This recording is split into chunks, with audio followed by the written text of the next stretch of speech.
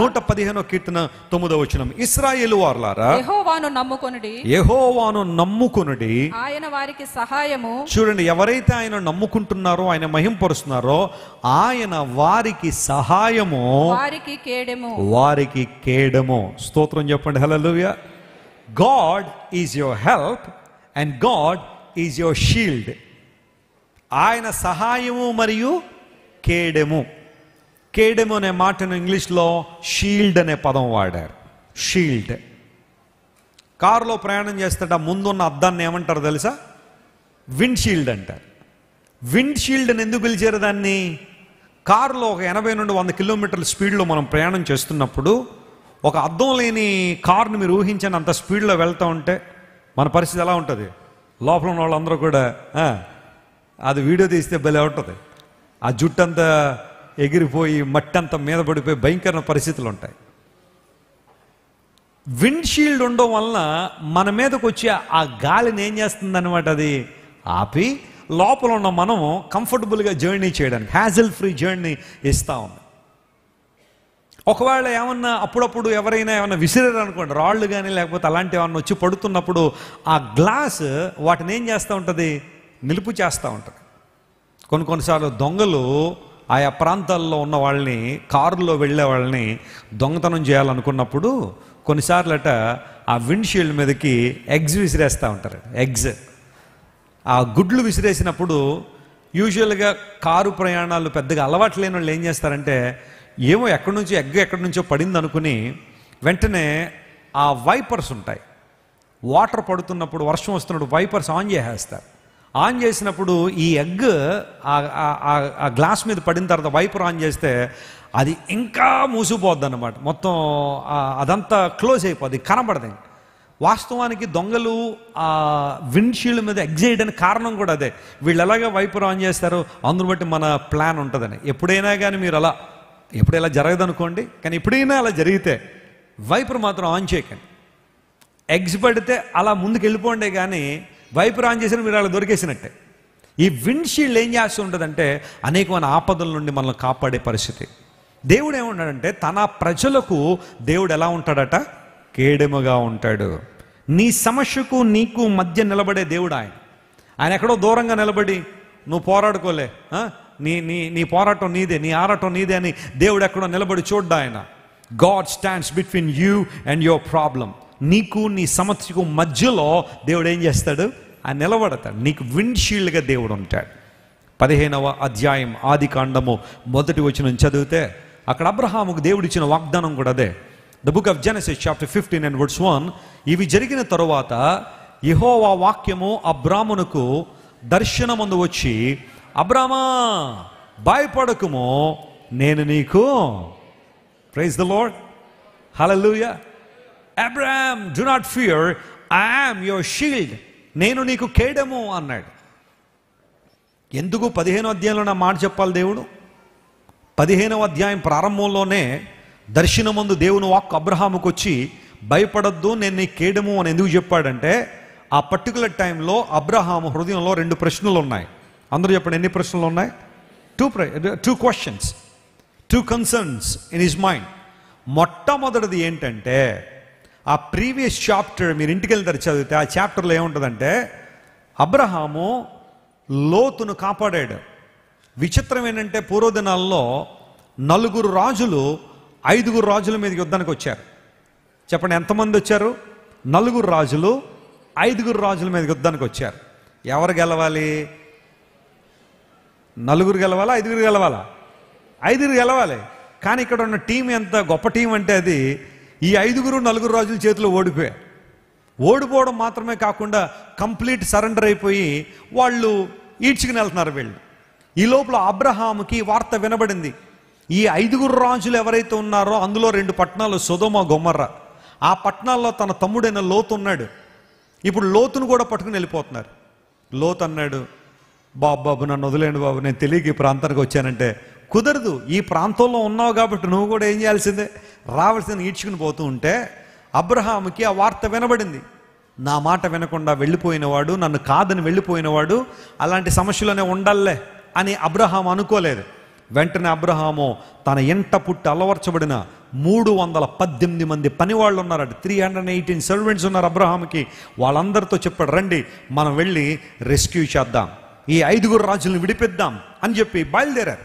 వెళ్ళిన తర్వాత ఈ 318 మంది పనివాళ్ళు అబ్రహాము కలిసి చాలా వీరోచితంగా పోరాడి ఆ 4 రాజుల మీద విజయాన్ని సాధించి ఈ 5 రాజుల్ని, మోస్ట్ ఇంపార్టెంట్లీ అబ్రహాము తమ్ముడైన లోతును కూడా రెస్క్యూ చేశారు. కేవలం వారి ప్రాణాలు మాత్రమే కాదు, వారి పొజెషన్స్ కూడా వెనక్కి తీసుకొచ్చారు. ప్రాణాలు మాత్రమే కాదు, వారి సంపదను కూడా తీసుకొచ్చారు వెనక్కి. శత్రువులు దోచుకుని వెళ్ళిపోతున్న సంపదంతా మళ్ళీ విడిపించి తీసుకుని వచ్చారు. తీసుకుని వచ్చినప్పుడు అబ్రహాము ఇంటికి వచ్చేసాడు. ఇంటికి వచ్చిన తర్వాత యూజువల్గా ఇలాంటి సంఘటన జరిగిన తర్వాత ప్రతి ఒక్కరిలో ఉండే ఒక ఫియర్ ఏంటంటే దాన్ని ఫియర్ ఆఫ్ రిటాలియేషన్ అంటారు.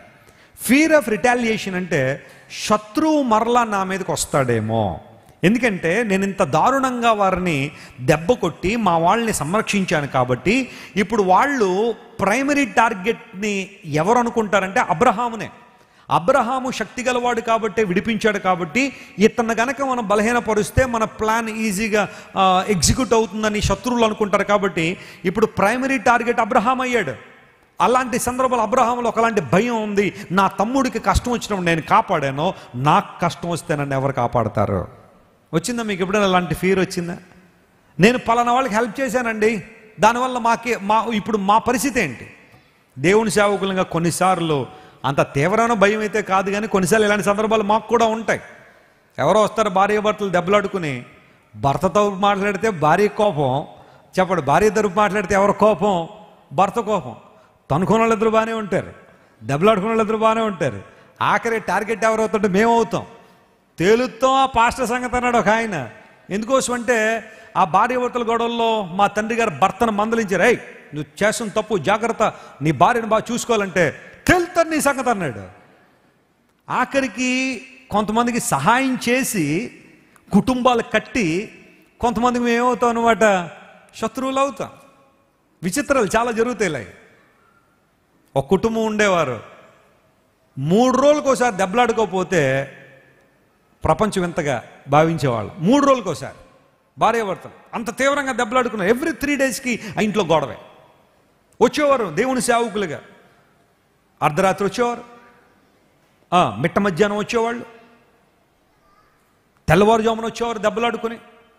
ఎన్నో సందర్భాల్లో మా తల్లి గారు తండ్రి గారు కూర్చోబెట్టి, అమ్మ ఇలా కాదమ్మా, అయ్యా ఇలా కాదయ్యా, ఎన్ని పనులున్నా ప్రక్కన పెడ, కుటుంబాన్ని కడదాం, ఒక కుటుంబాన్ని నిలబెడదాం అన్న ఆలోచనలో కుటుంబాన్ని కట్టి ఎన్నోసార్లు కౌన్సిలింగ్ చేసి, వాక్యం చెప్పి, ప్రార్థన చేసి, వాళ్ళతో పాటు ఉపవాస ప్రార్థనలు చేసి కొంచెం అన్నీ బాగున్న తర్వాత ఇద్దరు మందిరాన్ని రావడం మానేశారు. ఇద్దరు దేవుని మందిరం రావడం మానేశారు. కారణం ఏంటో మాకు తెలుసు, కానీ వాళ్ళు బయట చెప్పే కారణాలు వేరుంటాయి.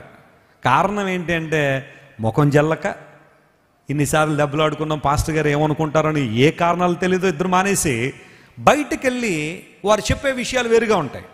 మీరు ఎందుకు వెళ్ళట్లేదా మా సంఘానికి అంటే, ఇప్పుడు తప్పు వాళ్ళలో చెప్పాలి కదా, ఇలా ఉందండి పరిస్థితి, అందుని బట్టి ముఖం జల్లట్లేదు వెళ్ళలేకపోతున్నాం అని చెప్పకుండా ఇప్పుడు సంఘం మీదో లేకపోతే దేవుని సేవకుల మీద ఏదో ఒకటి వేసేసి నిందలు బయట మనుగడలో చలామణి అయిపోవాలని చాలామంది అనుకోండి. ఇలాంటివి చాలా ఎదుర్కొంటూ ఉంటాం మేము. కానీ మా దర్శనం ఏంటో మాకు తెలుసు, మా పిలుపు ఏంటో మాకు తెలుసు, దేవుడు వాళ్ళని ఎందుకు పిలిచాడో తెలుసు. అలా ఎవరో ఒకళ్ళిద్దరు చేశారని మిగతా వాళ్ళు సహాయం చేయకుండా కూడా మేము ఆగం. మేము ముందుకే వెళ్తూనే ఉంటాం, అనేక మంది సహాయం చేస్తూనే ఉంటాం. దేవుని స్తోత్రం చెప్పండి, హల్లెలూయా. ఎన్నో కుటుంబాల్లో ఇలాంటి పరిస్థితి, రిటాలియేషన్, ఫియర్ ఆఫ్ రిటాలియేషన్. ఇప్పుడు వాళ్ళు దెబ్బలాడుకున్నారు, మధ్యలో నేను వెళ్ళాను కాబట్టి ఇప్పుడు నా మీదకి వస్తారన్న భయం అబ్రహాములో ఉంది. ఆ పర్టికులర్ టైంలో దేవుడు ఏమన్నాడు తెలుసా? జాగ్రత్త వినండి. అబ్రహాము, నీ తమ్ముడు కష్టం వస్తే నువ్వు ఉన్నావు, నీకు కష్టం వస్తే నేనున్నాను అన్నాడు. గట్టిగా చప్పట్లు కొట్టి దేవుని అనుమాయపరచండి. What a great God we are serving. లోతు అబ్రహాముకి సహాయం చేయలేడు. లోతు అబ్రహామును మరలా ఏ విషయంలో ఆదరించలేకపోవచ్చు, కానీ లోతుకి అబ్రహాము సహాయం చేయడం వల్ల అతనికి సహాయం ఎక్కడి నుండి? దేవుని దగ్గర నుండి. అందువల్ల అన్నాడు, నీ బహుమానం ఏమవుద్ది? అత్యధికం వద్దు అన్నాడు. నీవు చేసిన ఆ చిన్న పని, నీ తమ్ముడిని విడిపించిన ఆ పని మంచి మనసుతో చేసావు కాబట్టి, యథార్థమైన హృదయంతో చేసావు కాబట్టి నీ తమ్ముడు నీకు ప్రతిఫలం ఇవ్వలేకపోవచ్చు, కానీ దానికి బదులుగా నేనేం చేస్తాను? నీకు ప్రతిఫలం ఇస్తాను. ఒక లైఫ్ లెసన్ జాగ్రత్త వినండి. When ever you get a chance to do something good, do it by faith. నువ్వు ఎవరికైనా ఏదైనా మంచి చేయాల్సి వస్తే don't expect anything in return. మళ్ళా వాళ్ళని తిరిగి మేలు చేస్తారనో ఎప్పుడు మేలు చేయొద్దు. వాళ్ళు మరలా నీకు ఉపయోగపడతారని ఎప్పుడు మేలు చేయొద్దు. Out of love, out of trust, out of faith you do it. అలా గనక నువ్వు చేస్తే రేపొద్దు నీకు ఎప్పుడైనా సహాయం చేయాల్సి వచ్చినప్పుడు మొట్టమొదటిగా ఎవరు రియాక్ట్ అవుతారో తెలుసా? ఎవరు నిలబడతారో తెలుసా నీకోసం?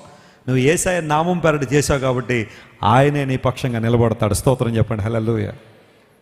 దేవుడు నూతన కృపలతో నింపుతాడు, అద్భుతాలు నీ జీవితంలో చేస్తాడు. ఎవరిని ఎప్పుడు దేవుడు ఎలా పంపిస్తాడో తెలియదు. మీరు ఇంతవరకు విన్న దైవ సందేశం మరియు దేవుని సేవకులు చేసిన ప్రార్థన మీకు ఆశీర్వాదకరముగా ఉన్నదని విశ్వసించుచున్నాము. ఈ సందేశాన్ని మీ స్నేహితులకు, బంధువులకు షేర్ చేయండి. మీకు ఏదైనా ప్రార్థన అవసరత ఉన్నచో మా ఫోన్ నంబర్లకు కాల్ చేయండి. దేవుడు మిమ్మల్ని ప్రేరేపిస్తే విశ్వాసంతో సాగుచున్న ఈ పరిచర్యను ప్రోత్సహించండి. మరిన్ని వర్తమానాలు, పాటలు వినుటకు జాన్ వెస్లీ మినిస్ట్రీస్ అను మా యూట్యూబ్ ఛానల్ను సబ్స్క్రైబ్ చేసుకొనండి. ప్రభువైన యేసుక్రీస్తు కృప మీకు తోడైండును గాక.